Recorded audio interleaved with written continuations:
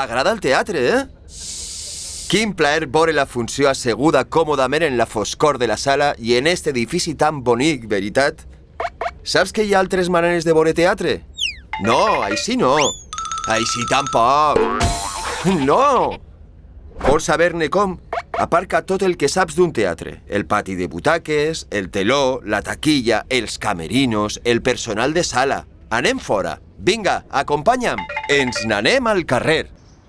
Vull explicar-te què és i com són els espectacles que veiem a l'aire lliure. Comencem pel nom.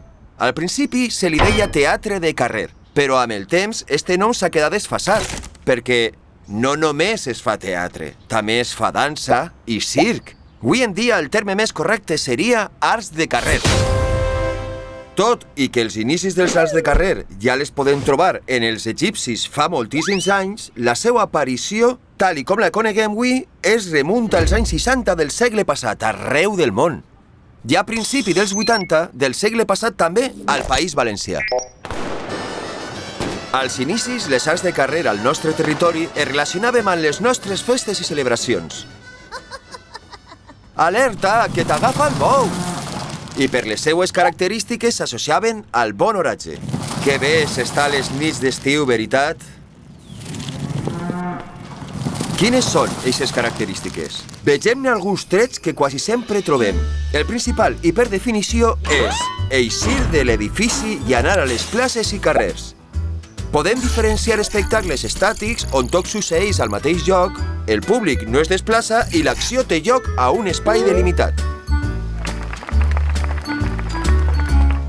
I itinerants o cercavila, on els intèrprets amb les seues accions van guiant el públic en una espècie de circuit. Una altra característica prou general és que són peces amb poc o gens de text i que tenen un ús preferent i especial de la música i instruments en directe, o música amplificada, les llums, el vestuari molt vistós, estructures enormes i la pirotècnia, especialment en la nostra tradició.